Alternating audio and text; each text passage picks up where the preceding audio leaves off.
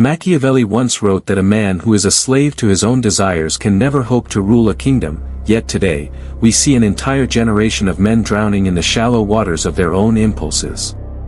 Most men aren't losing their lives in grand wars or political coups, they are losing their souls and their future in the quiet, lonely shadows of their own rooms. Lust is not just a moral failing. In the cold, calculated world of power and strategy, it is a lethal liability that makes you vulnerable to every predator in the social hierarchy.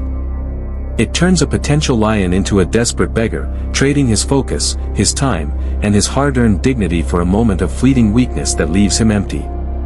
If you cannot control the fire that burns within your own skin, that very fire will eventually burn down the entire empire you are trying to build.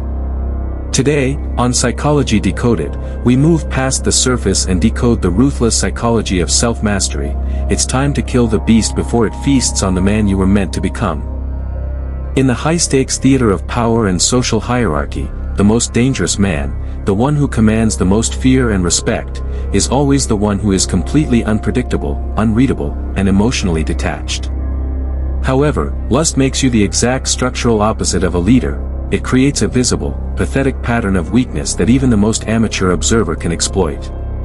Machiavelli understood with ruthless clarity that once a man's hidden desires and sexual hungers are known to the public or his rivals, he has already effectively signed his own warrant of enslavement.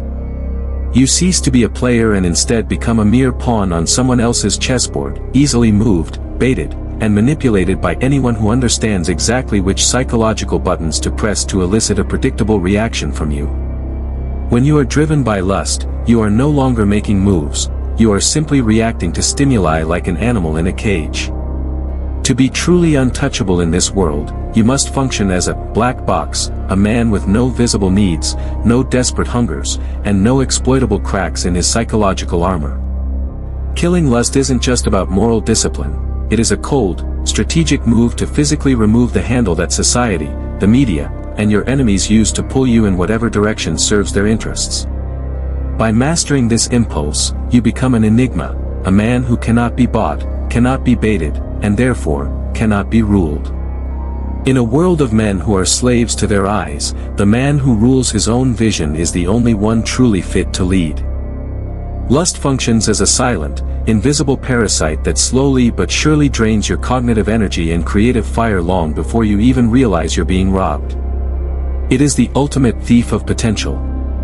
Every hour you spend chasing a temporary, fleeting dopamine high is an hour that was stolen from the construction of your legacy, an hour you aren't spending mapping your path to financial independence or social dominance. Machiavelli's greatest leaders were men consumed by a singular, burning obsession with their grand goals, not their momentary pleasures.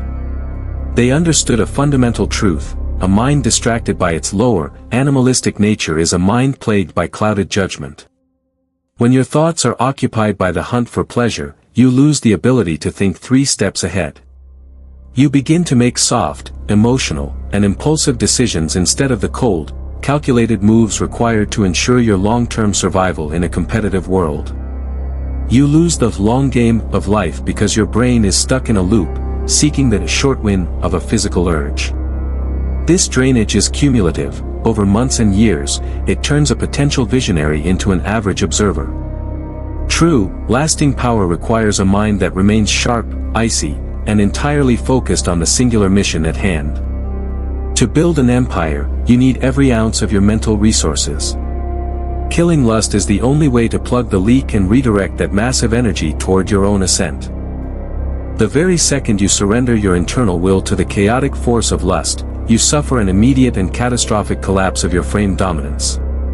In the invisible hierarchy of human interaction, you transform instantly from being the architect of your own reality into a pathetic, transparent seeker of external validation.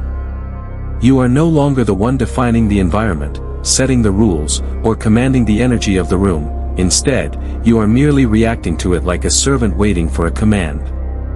Machiavelli understood that power is not just about what you own, but how you are perceived. By giving in to your lower impulses, you have formally surrendered your sovereignty and handed over the keys to your mental kingdom to someone else. You become the man who has to beg for attention, for a look, or for scraps of affection, rather than the man who naturally and effortlessly commands respect through his sheer presence and self-containment. A sovereign never has to ask for a seat at any table because his internal frame is so strong that he inherently owns the space he occupies, but you can never hope to own a room, a business, or a legacy if you cannot even own your own basic self-control. Every time you chase, you lose status. Every time you lust, you signal to the world that you are incomplete.